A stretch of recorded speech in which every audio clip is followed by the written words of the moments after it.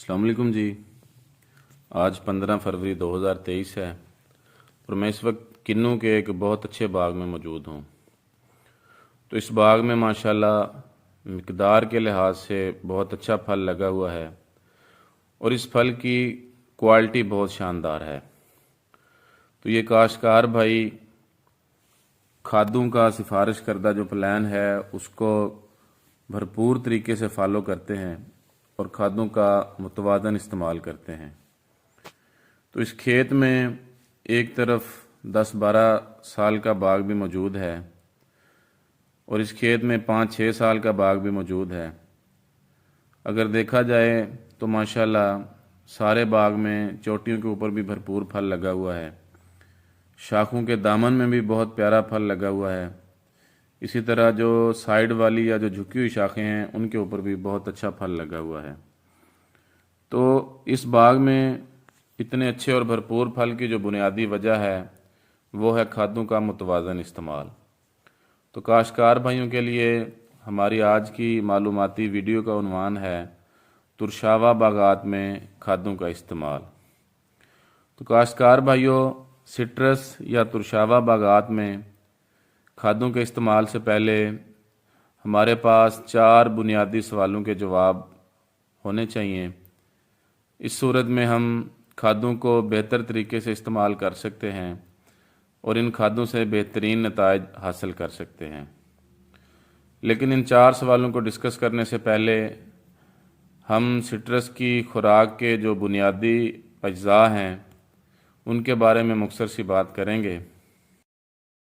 तो अगर नाइट्रोजन की बात की जाए तो नाइट्रोजन पौधे की बढ़ोतरी, फोट और फूल बनने के लिए इंतहाई ज़रूरी होती है। नाइट्रोजनी खाद पौधे में पत्तों की तादाद में इजाफ़ा करती है और पत्ते के साइज़ को भी बढ़ाती है, जिसकी वजह से पौधे में ज़ियाई तालीफ का अमल जो है वो तेज़ होता है और पौधा ज़्यादा खुराक बनाता है, फल सेहतमंद होता है। और ये जो पत्ते हैं ये फल को तेज़ धूप और दीगर मौसमी असरात से भी महफूज रखते हैं। इसी तरह नाइट्रोजन दूसरी खादों की अफादियत को भी बढ़ाती है। और अगर हम फास्फोरस की बात करें तो पौधे की जड़ की बढ़ोतरी के लिए फास्फोरस इंतहाई ज़रूरी है। फास्फोरस पौधे में जो मिठास बनने का अमल है और जो मिठास की तरसील है उसके लिए भी ज़रूरी है। तो इसकी मदद से फल सेहतमंद बनता है और फल का केरा बहुत कम होता है।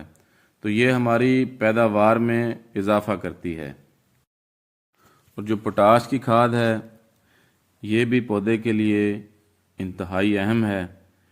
ये पौधे में बीमारियों के ख़िलाफ़ क़ुव्वत मुदाफ़अत पैदा करती है और पौधे में मौसमी असरात को बर्दाश्त करने की सलाहियत को भी बढ़ाती है। और पोटाश की खाद फास्फोरस के साथ मिलकर जो जड़ की बढ़ोतरी है उसमें भी इजाफ़ा करती है। और इसका जो दूसरा अहम पहलू है, पोटाश हमारा एक क्वालिटी न्यूट्रिएंट भी है।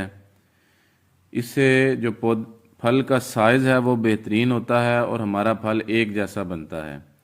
फल का छिलका बारीक बनता है, फल की जिल्द जो है वो बराबर और चमकदार होती है। तो इसकी वजह से जो है हमारा फल जो किन्नू पॉलिश फैक्ट्री में जाता है वहाँ पे भी हमें बेहतरीन नताइज मिलते हैं और काश्तकार भाइयों को इसकी बेहतर वैल्यू एडिशन मिलती है। इसी तरह पोटाश की वजह से जो है वो हमारा फल रसीला होता है और उसमें मिठास ज़्यादा होती है। अगर जिंक की बात की जाए तो जिंक भी पौधे की बढ़ोतरी में बहुत अहम किरदार अदा करता है और पौधे के अंदर मौजूद बहुत से जो खामरे हैं उनको एक्टिव करता है।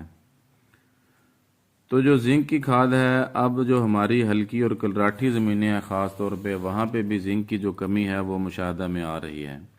तो अगर हम जो गोबर की खाद है उसकी बात करें तो गोबर में जो NPK, नाइट्रोजन, फास्फोरस और पोटाश हैं इनकी मिकदार तो कम होती है, लेकिन इसके अलावा इसका बहुत बेहतरीन फंक्शन है।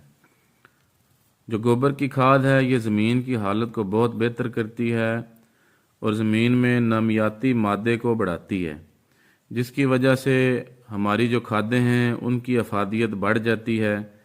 اسی طرح زمین میں پانی کو جذب کرنے کی صلاحیت بھی بڑھتی ہے اور باغ میں جو وتر ہے وہ دیر تک قائم رہتا ہے، اور خوردبینی جاندار جو زمین میں ہمارے فائدے کے لیے کام کر رہے ہوتے ہیں ان کی تعداد میں بھی اضافہ ہوتا ہے۔ تو کاشتکار بھائیوں، خوراکی اجزاء کے اس مختصر سے تعارف کے بعد اب ہم ان 4 بنیادی سوالوں کا ذکر کریں گے جن کے بارے میں ہمیں بہتر طریقے سے علم ہونا چاہیے تاکہ ہم اپنی کھادوں سے بہترین نتائج حاصل کر سکیں۔ تو سوال نمبر 1 کہ ہم نے کھاد کھیت میں یا پودے کے نیچے کہاں پر ڈالنی ہے۔ سوال نمبر 2 ہمارا ہے کہ یہ کھاد ہم نے کب ڈالنی ہے، سال کے کس مہینے میں ڈالنی ہے۔ سوال نمبر 3 کہ ہم نے کون سی کھاد استعمال کرنی ہے، اور سوال نمبر 4 کہ ہم نے جو کھاد استعمال کرنی ہے وہ کتنی مقدار میں ڈالنی ہے یا کتنی مقدار میں استعمال کرنی ہے۔ تو کاشتکار بھائیوں، اگر ہم اپنے سب سے پہلے سوال کو دیکھیں کہ ہم نے کھاد کہاں پہ ڈالنی ہے، تو اس کے لیے ایک 7-8 سال کا پودا ہے جس کی میں نے نیچے سے صفائی کر کے تو چونے کی مدد سے جو ہے وہ 2 لائنیں لگا کے ایک رنگ بنا دیا ہے۔ تو ہم نے یہ کھاد سٹرس کے پودے میں جو ہمارا مین تنا ہے اس سے تقریباً 3 فٹ باہر، اور جو ہماری کنوپی ہے یا جو پودے کا جھاڑ ہے اس کو جب باہری کنارہ ہے اس کے اندر تو اس ایریے میں ہم نے جو ہے وہ پودے کو کھاد ڈالنی ہے۔ تو اب کاشتکار بھائیوں میں کافی آگاہی آ چکی ہے اور کافی لوگوں کو اس بات کا علم ہے کہ ہم نے اسی ایریے میں کھاد کیوں ڈالنی ہے۔ تو جیسا کہ آپ کو معلوم ہے کہ جو پودا ہے یہ جو روٹ ہیئر یا جو بال نما جڑیں ہوتی ہیں یا جس کو ہم سادہ زبان میں جالا بولتے ہیں، تو پودا انہی جڑوں کی مدد سے جو ہے وہ زمین سے پانی اور خوراکی اجزاء کو جذب کرتا ہے۔ تو یہ جو میں نے دائرہ لگایا ہے تو پودے کی یہ جڑیں اسی ایریے میں موجود ہیں، تو اسی لیے ہمیں کوشش کرنی چاہیے کہ ہم جو کھادیں اپنے ترشاوا باغات میں ڈالیں گے تو ہم نے پودے کے نیچے اسی حصے میں جو ہیں وہ ڈالنی ہیں۔ تو کھادوں کے استعمال کے حوالے سے جو ہمارا دوسرا اہم سوال ہے وہ ہے کہ ہم نے یہ کھادیں کب ڈالنی ہے یا سال کے کس مہینے میں استعمال کرنی ہے۔ تو کاشتکار بھائیوں، ہماری nitrogen, phosphorus, potash, zinc sulphate یا گوبر کی کھاد کے حوالے سے جو مختص وقت ہے ہم نے ان کھادوں کو اسی وقت میں استعمال کرنا ہے۔ تو میں آپ کو یہ ایک گوشوارہ دکھا رہا ہوں۔ آپ نے یہ گوشوارہ محکمہ زراعت کی سفارشات میں بھی اکثر دیکھا ہوگا۔ تو اس کے مطابق فاسفورس، پوٹاش، زنک اور جو گوبر کی کھاد ہے یہ ہم نے ماہ دسمبر میں استعمال کرنی ہے، دسمبر کے مہینے میں استعمال کرنی ہے۔ اور ہماری جو نائٹروجن کی کھاد ہے یہ ہم نے 3 برابر اقساط میں فروری، اپریل اور جولائی کے مہینوں میں جو ہے وہ استعمال کریں۔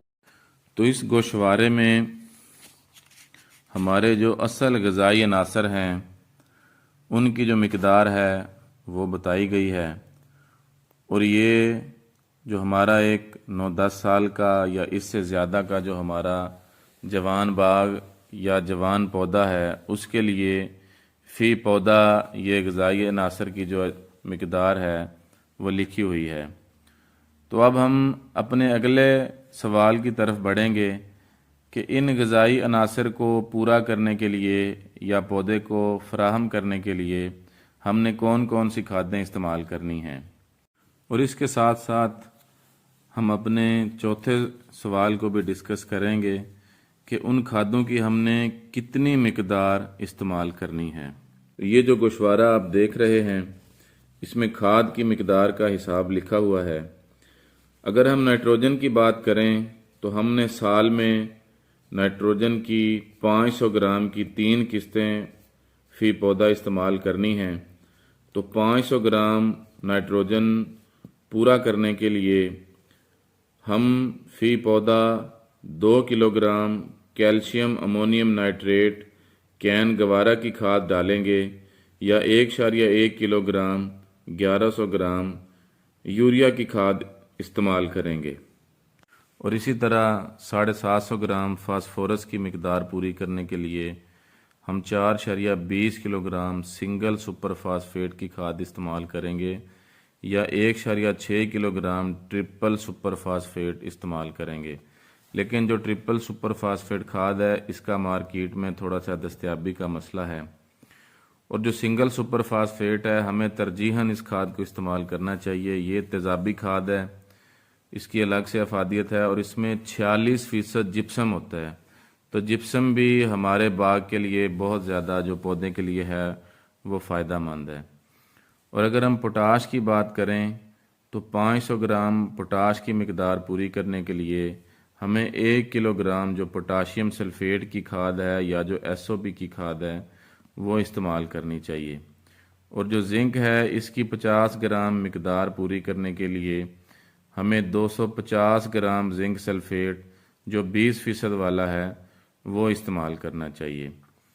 تو کاشتکار بھائیوں، یہ جو 4 سوال ہم نے ڈسکس کیے ہیں، تو ہم نے جب بھی سٹرس یا ترشاوا باغات میں کھادوں کا استعمال کرنا ہے تو اس سے پہلے جو ہے ہمیں ان 4 سوالوں کے جواب جو ہیں وہ اپنے پاس نوٹ کر لینے چاہیے، جس کی وجہ سے ہم جو ہے وہ اپنی کھادوں کا بہترین جو نتیجہ ہے وہ حاصل کر سکتے ہیں۔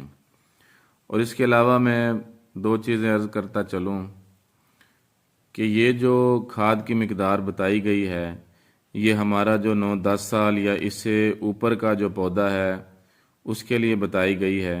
تو اگر آپ کا باغ تھوڑی عمر کا ہے تو آپ پہلے سال میں ہم نے اس کو جو ہے وہ باغ کو کھاد نہیں ڈالتے، اور اس کے بعد عمر کے لحاظ سے جو ہے وہ اس ریشو سے آپ اس کی جو کھاد ہے وہ نکال سکتے ہیں۔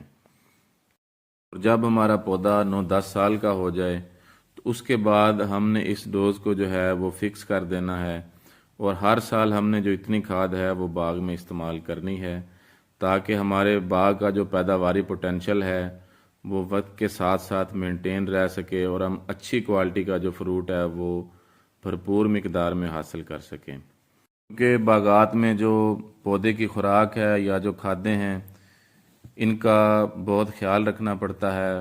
اگر ہم پودے کو کھادیں پوری استعمال نہ کر سکیں تو ہمارے پودے جو ہیں وہ وقت سے پہلے جو ہیں وہ کمزور ہو جاتے ہیں اور ضائع ہو جاتے ہیں۔ اور دوسری بات میں عرض کرتا چلوں کہ یہ جو ٹائم کے حوالے سے بتایا گیا ہے یہ ایک آئیڈیل پلان ہے، لیکن اگر ہم کسی وجہ سے فاسفورس اور پوٹاش کی کھادیں دسمبر کے مہینے میں استعمال نہیں کر سکے یا جنوری میں بھی استعمال نہیں کر سکے تو ہم نے ان کو فروری میں نائٹروجنی کھادوں کے ساتھ ضرور استعمال کرنا ہے۔